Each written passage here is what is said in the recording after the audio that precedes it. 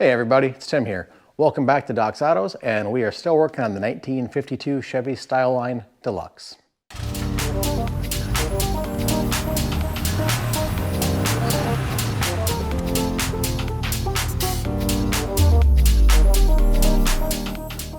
Today we keep working on the two back doors. We're going to work on the rust removal and get them prepped for some sealant. So here we go.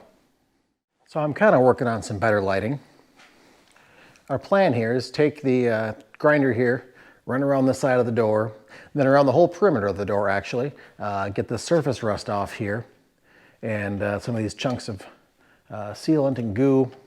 This hinge still has a stuck screw I'm working to get off, but we'll just work our way around the door and get the areas ready for sealer.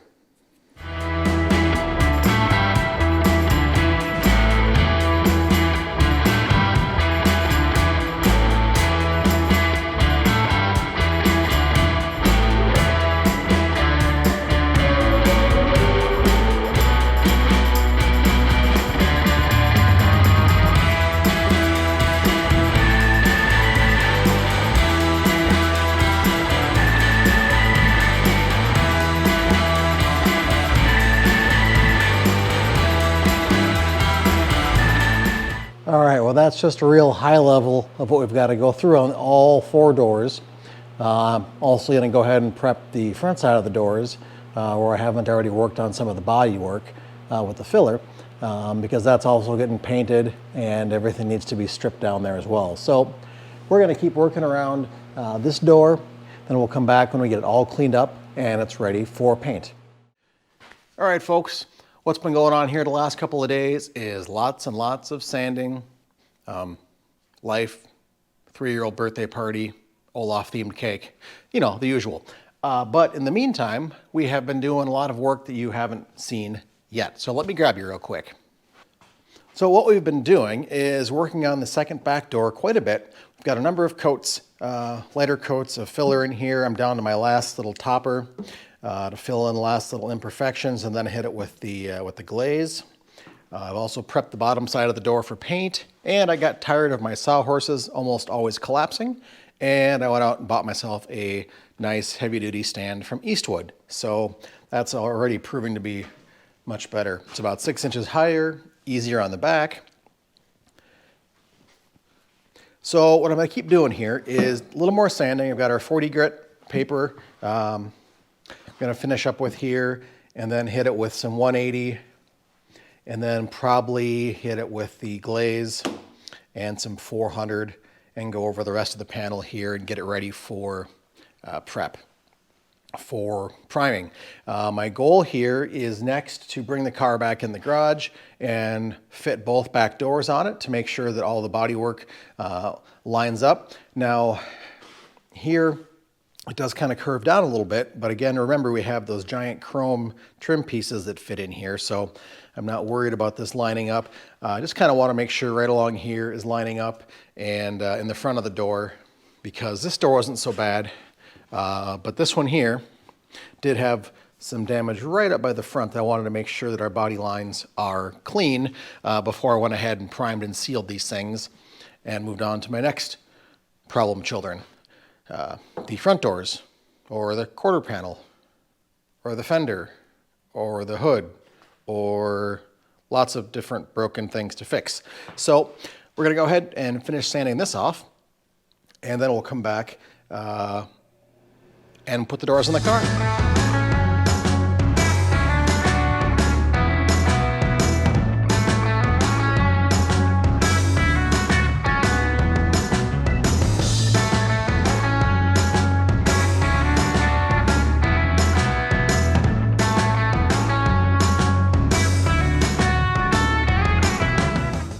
Now when you come back to put on your sandpaper, you can take your paper, have it contour your body panel.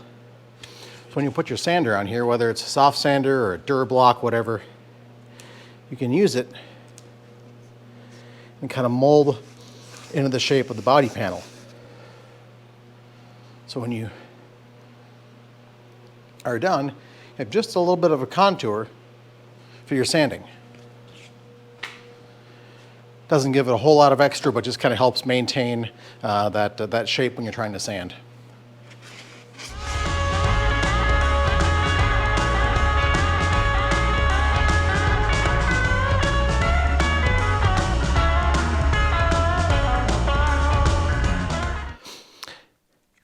Need a little more fill in here. There's a little bit of a dip. Really good, but just a hair of a dip right here. So I'll come fill in this just a hair. Everything else here looks really good.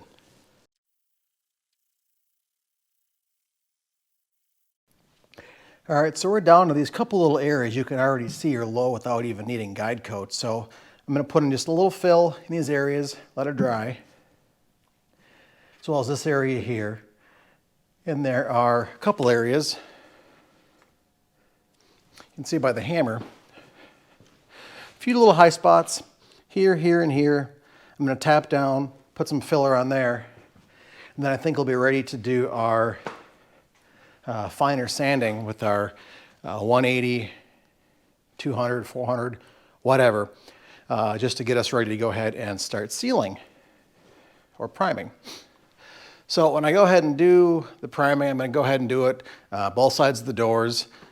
Not going to get inside the door. I actually already hit them with the Eastwood rust encapsulator, so inside of the doors have already been taken care of for any future rust that may occur. And really, you know, a car's from 1952.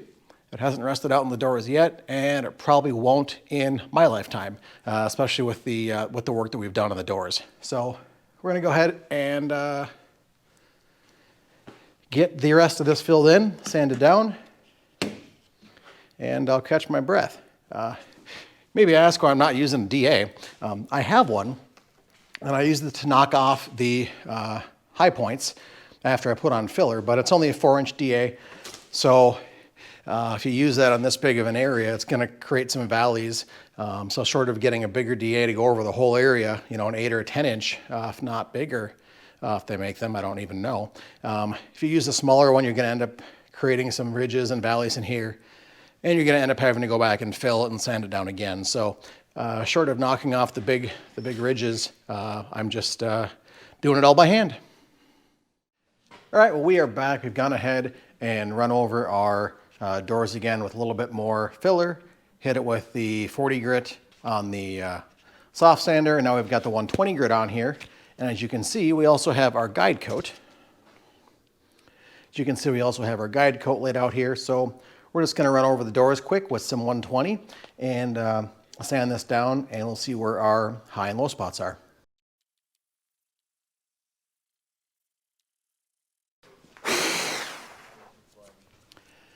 And you can see why we come through with the guide coat, because even though they're difficult to see to the naked eye, things like these scratches over here and some up here, up front and over here, these are all still from the 40 grit. And if we didn't catch these now and knocked them down, when we went to fill in our primer, there'd be low spots. Then we went to fill in paint, especially if we were going to be using a metallic. All the metallic flake would lay in there differently than the rest of the panel. So we want to make sure we get all of this little scratches out of there, and of course take care of the other low spots.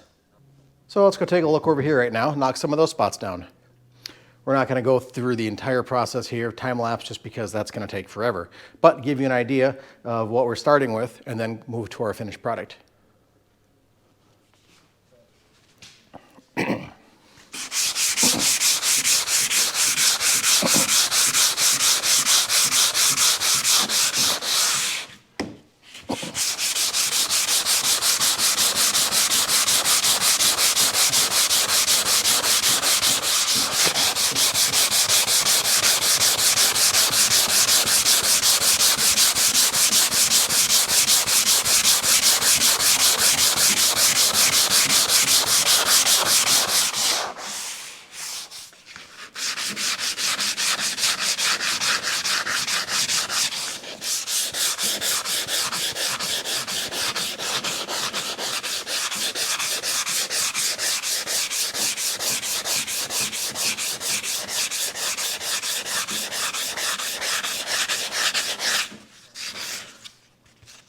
All right, so you can see this area is pretty good. A few spots here, and I know I have some extra filler here, so I've got to bring these areas down a bit more.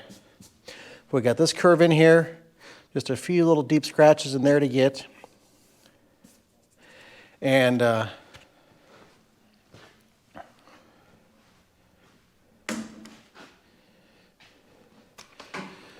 we go over to this door, this is a door that was more or less done. And I simply just touched up a few more spots that were a little low and needed some assistance. So we'll knock this down. Then what we're going to do is come back with the 400 and repeat this process.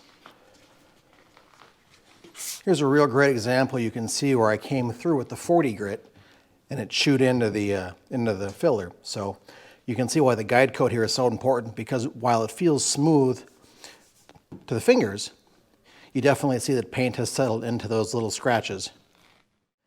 Now you can see there's one little spot right here. I'm just going to hit that with the dolphin glaze because it's not worth setting up another mixture of the filler. And yeah, sanding is tough work, especially when it's in a heated garage and it's 65 degrees in here and I'm in jeans. So yeah, I'm warm and possibly out of shape. So let's get working on this section here.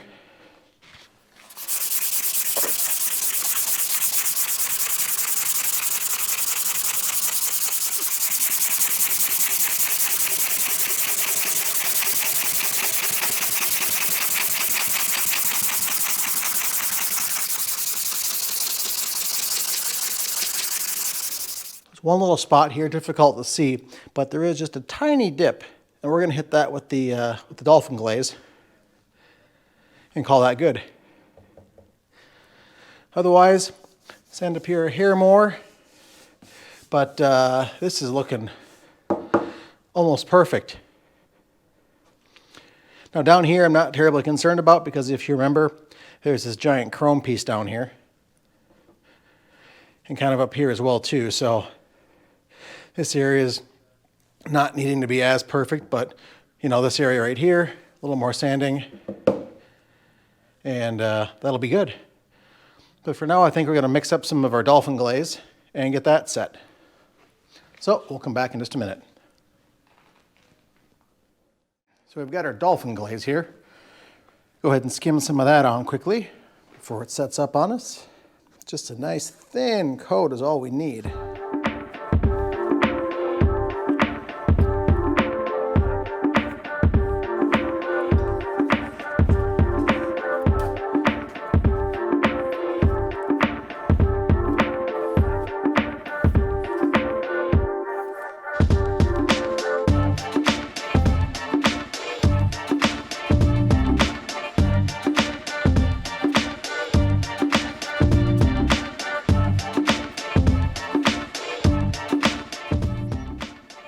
You can kind of see, unlike the filler, this stuff kind of melds and pools out in a flat formation versus sticking with any high ridges, unless of course you really cake it on there.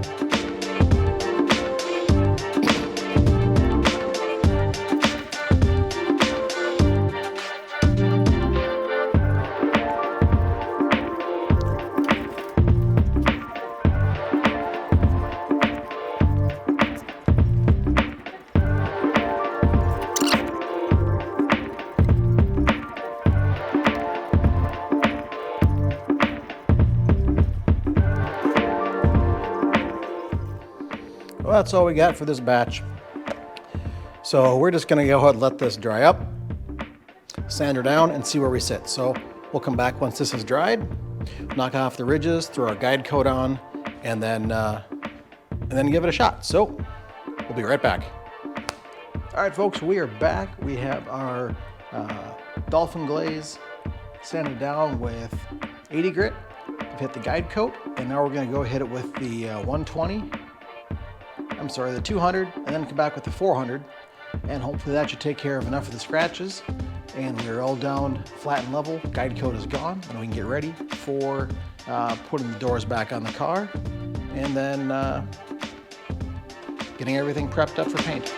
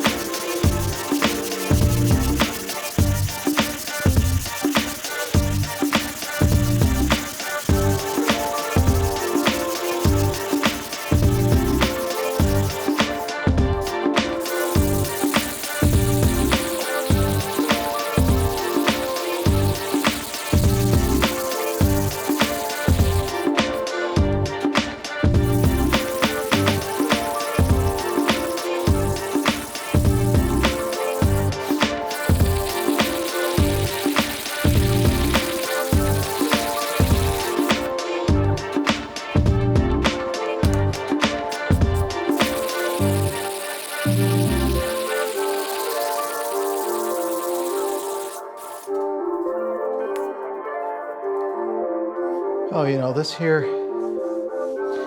feels super smooth.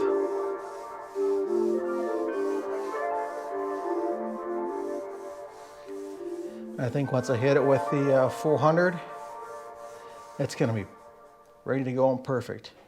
Okay? I've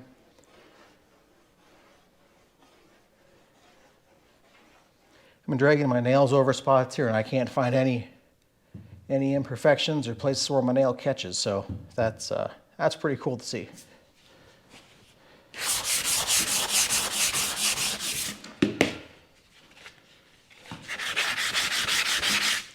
And move you around here.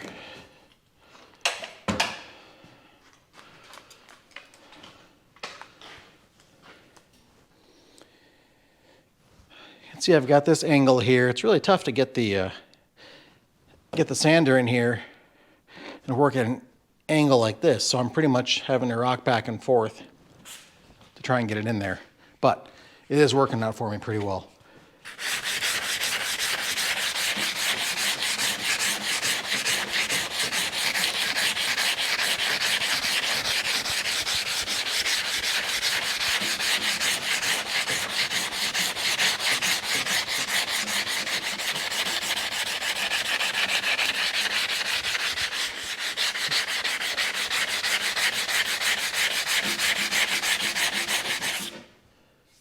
Now, as I'm going around here, you can see my block is not quite wide enough to go over the entire span. So what I'm actually doing is, on this side, I'm applying more pressure down here and a little bit less up here so I don't end up gouging out this area, because there is, after all, a little natural curve in this panel.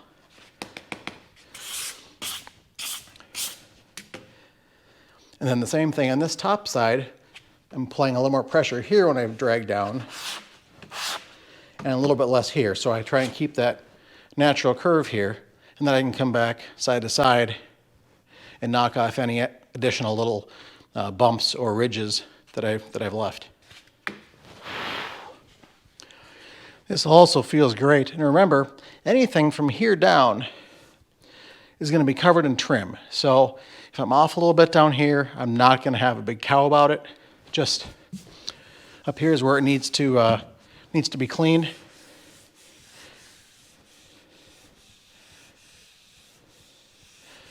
And it does feel really good. But I guess the end result will be once I get primer on there and guide coat the whole thing and see where I'm at. Maybe I'll have to come back, add a little more in right here. Who knows? We will see. But let's go over to the other panel.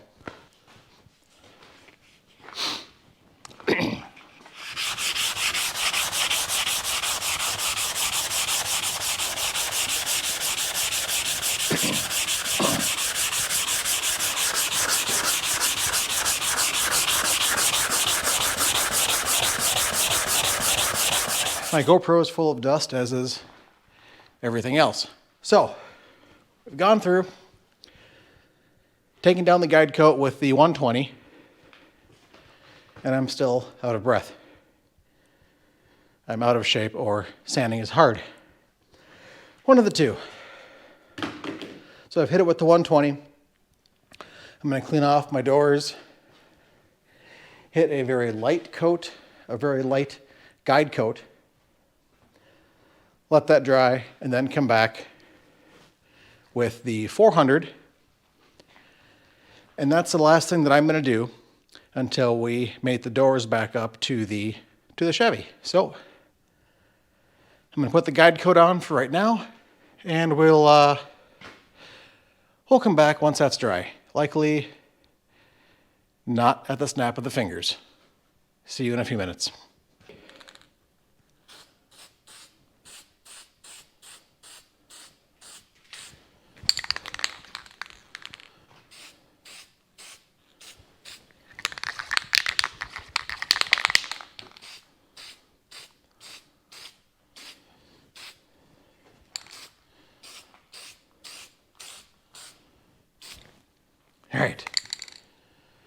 All right, I'm going to give it just enough time to watch JR Go's next video, and then I'll come back and we'll sand it off.